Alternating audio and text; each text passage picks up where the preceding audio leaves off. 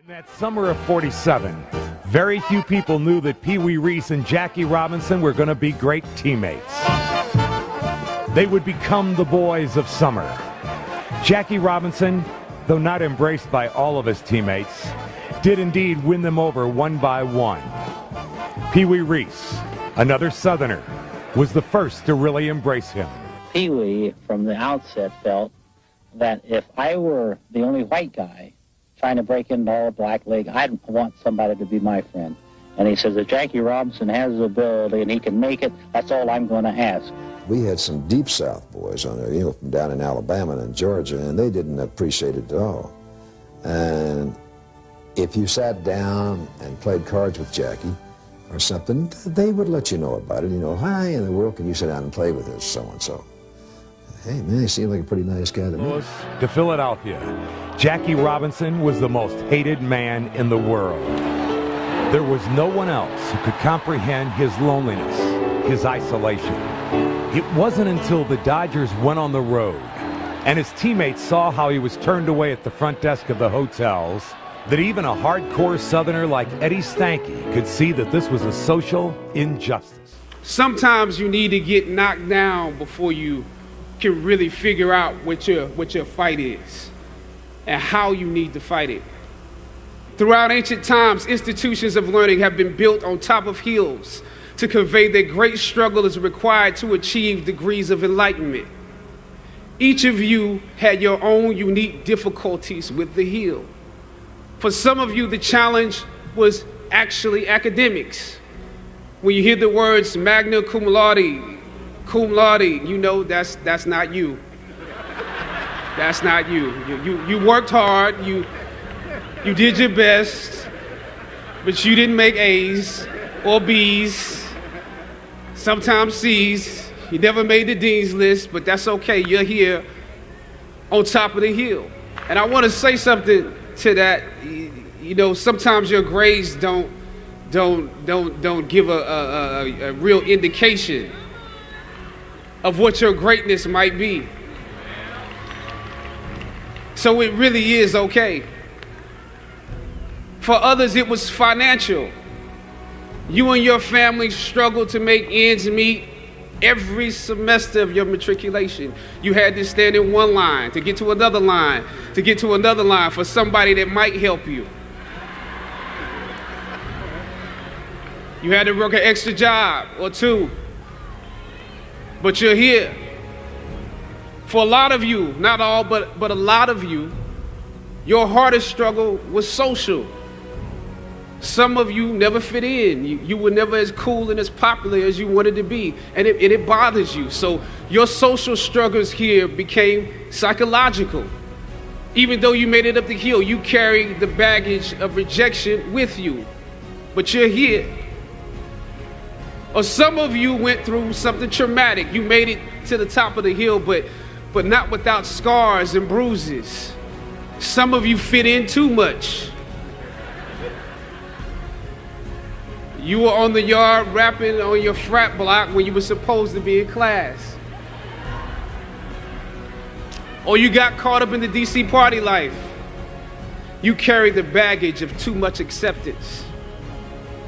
When completing a long climb, one first experiences dizziness, disorientation, and shortness of breath due to the high altitude. But once you become accustomed to the climb, your mind opens up to the tranquility of the triumph. Oftentimes, the mind is flooded with realizations that were for some reason harder to come to when you were at a lower elevation. At this moment, most of you need some realizations because right now you have some big decisions to make. Right now, I urge you, in your breath, in your eyes, in your consciousness, invest in the importance of this moment and cherish it. I know, savor the taste of your triumphs today. Don't just swallow the moment whole without digesting what has actually happened here. Look down over what you conquered and appreciate what God has brought you through. I remember walking across this yard on what seemed to be a random day. my head down, lost in my own world of issues, like many of you do daily. I'm almost at the center of the yard. I raised my head and Muhammad Ali was walking towards me. Time seemed to slow down as his eyes locked on mine and opened wide.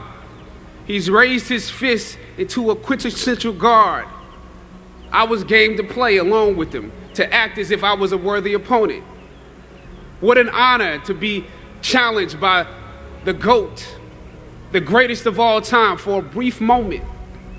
His face was as serious as if I were Frazier in the Thriller in Manila, drawing from his victories and his losses. At that moment, I realized something new about the greatness of Ali and how he carried his crown. I realized that he was transferring something to me on that day. He was transferring the spirit of the fighter in me. He was transferring the spirit of the fighter to me. He was transferring the spirit of the fighter to me. Sometimes you need to feel the pain and sting of defeat to activate the real passion and purpose that God predestined inside of you. God says in Jeremiah, I know the plans I have for you. Plans to prosper you and not to harm you. Plans to give you hope and a future. When you at this day, when you have reached the hilltop and you are deciding on next jobs, next steps, careers, further education, you would rather find purpose than a job or a career. Purpose crosses disciplines. Purpose is an essential element of you. It is the reason you are on the planet at this particular time in history. Your very existence is wrapped up in the things you are here to fulfill.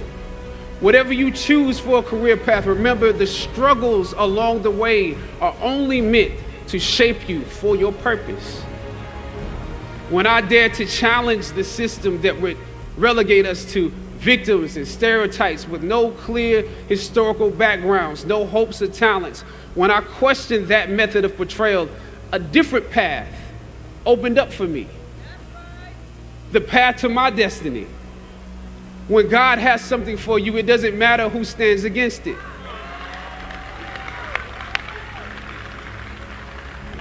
God will move someone that's holding you back away from a door and put someone there who will open it for you. If it's meant for you,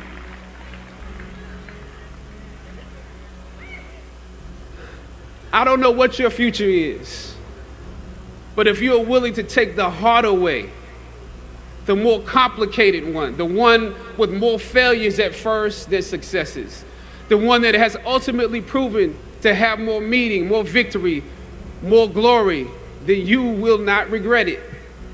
The light of new realization shines on you today. I was on a roll when I entered the system of entertainment, theater, television, and film. In my first New York audition for a professional play, I landed the lead role. From that play, I got my first agent. From that agent, I got an on-screen audition. It was a soap opera. It wasn't Third Watch. It was a soap opera on a major network. I scored that role too. I felt like Mike Tyson when he first came on the scene, knocking out opponents in the first round. With this soap opera gig, I was already promised to make six figures, more money than I had ever seen. I was feeling myself. But once I got the first script, and with soap operas, you very often get the script the night before and you shoot the whole episode in one day with little to no time to prepare. Once I saw the role I was playing, I found myself conflicted. The role wasn't necessarily stereotypical. A young man in his formative years with a violent streak pulled into the allure of gang involvement. That's somebody's real story. Never judge the characters you play. That's what we were always taught. That's the first rule of acting. And any role play, honestly, can be empowering. But I was conflicted because this role seemed to be wrapped up in assumptions about us as black folk. The writing failed to search for specificity. Plus, there was barely a glimpse of positivity or talent in the character, barely a glimpse of hope. I would have to make something out of nothing. I was conflicted. Howard had instilled in me a certain amount of pride, and for my taste, this role didn't live up to those standards. It was just my luck that after filming the first 2 episodes, execs of the show called me into their offices and told me how happy they were with my performance. They wanted me to be around for a long time. They said, if there was anything that I needed, just let them know. That was my opening. I decided to ask them some simple questions about the background of my character, questions that I felt were pertinent to the plot. Question number 1, where's my father?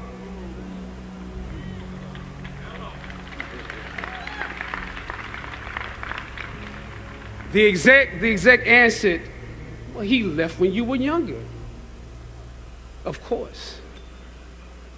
Okay.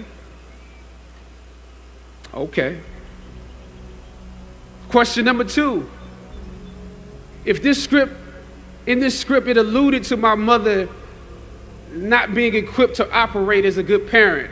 So why exactly would my little brother and I have to go into foster care?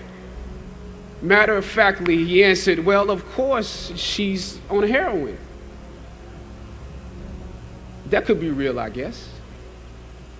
But I didn't want to assume that's what it was. If we're around here assuming that the black characters in the show are criminals on drugs and deadbeat parents, then that would probably be stereotypical, wouldn't it?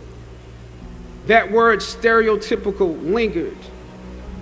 One of the execs pulled out my resume and began studying it. The other exec wore a smile, trying to live up to what they had promised me only a few moments before. If there's anything you need, just let us know. She said, as you have seen, things move really fast around here. But we are more than happy to connect you with the writers if you have suggestions. Yeah, I said, that would be great. I said, because I'm just trying to do my homework on this. I didn't know if you guys had decided on all the facts, but maybe there's some things we could come up with, some talent or gift that we could build. Maybe he's really good at math or something. He has to be active. I'm doing my best not to play this character like a victim.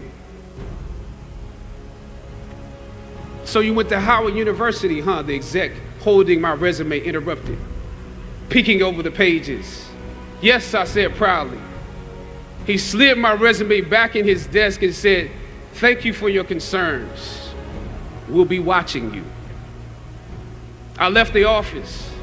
I shot the episode I had come in to shoot on that day. Probably the best one I did out of the 3 because I got what was bothering me off my chest. I was let go from that job on the next day. A phone call from my agent. They decided to go another way. The questions that I asked set the producers on guard and perhaps paved the way for a less stereotypical portrayal for the black actor that stepped into the role after me. As the scripture says, I planted the seed and Apollos watered it. But God kept growing. God kept it growing. Yet and still, when you invest in a seed, watching it grow without you, that is a bitter pill to swallow. A bitter pill. Anybody that's ever been fired knows what I'm talking about. Even if you really don't want the job, when they let you go, it's like any breakup. You act like you don't care. I didn't need that damn job anyway. I didn't need them. But when you have those moments alone, you start to wonder if there was a better way to handle it. And if you could have handled it better, maybe you could help your family. And then before you know it, you're broke. And you find yourself scraping together change just so you can ride the subway so that you can get the next job. And maybe if you could book something else, that would eclipse the feeling of doubt that's building. But it seems like you can't pay them to hire you now. My agents at the time told me it might be a while before I got a job acting on screen again. As you commence to your past, press on with pride and press on with purpose. God bless you. Now, this is your time. I can't think of a better way to commemorate everything that he was about than to announce the partnership between Tolco and Figs. If you know, Figs is one of the companies that's the designer and manufacturer of modern medical apparel. And Tolco is basically my friend Thomas Toll, who through the company Legendary produced 42. Tolco and Figs is donating 4.2 million, 4.2 for 42 in protective medical equipment in honor of Jackie Robinson Day. You know, for the last couple of weeks, we found that the statistics for COVID-19 have shown that the African American community has been hit the hardest. The Latino community has been hit the hardest, and that's partially because we're the frontline workers. We're the ones still going to work. We're the ones still driving the buses. But in the hospitals and in the medical field, we're the EMTs. We're the ones who are, you know, going to battle every day. In some of the hospitals that are servicing, you know, our people, there's not enough equipment. There's not enough, you know, masks. There's not enough gloves. There's not enough isolation gowns. And so what Tolco and Figs is doing is they're going to execute the distribution of those scrubs, of those masks, of those isolation gowns to those hospitals that have been impacted the most. And that's what we need. That's the leadership we need. So I applaud Thomas Toll. You know, he filled in the gap when we were doing 42. You know, there were people that didn't believe in it. And it's the same thing happening right now. You know, throughout this process, the federal government and the states have not exactly come together. You know, the federal government has not made sure those companies that provide, you know, that they put a bid in and then distribute as needed the equipment. The same thing is happening with the tests. You know, the federal government has to put a bid in and, you know, make sure that the prices don't get driven up on the states, especially the ones that need it the most. And then that can be distributed properly. So we need leadership like this in order to fill in the gap. So there are others of you out there who can work in similar ways until the states and the federal government get it together. But we can't wait. We can't allow people to die in that process and them working it out. So Jackie Robinson Day is still alive. We're still in second base. We're still in third base. We're still in home. And so let's celebrate him today. And those hospitals and those medical organizations that are doing the work. We can't just say, you know, we appreciate them. Let's get them what they need in Chicago, in Michigan, you know, in the various places that they need it. So happy Jackie Robinson Day. Happy hashtag Operation 42. That's what this is. Operation 42. 4.2 million. Thomas Toll, you the man.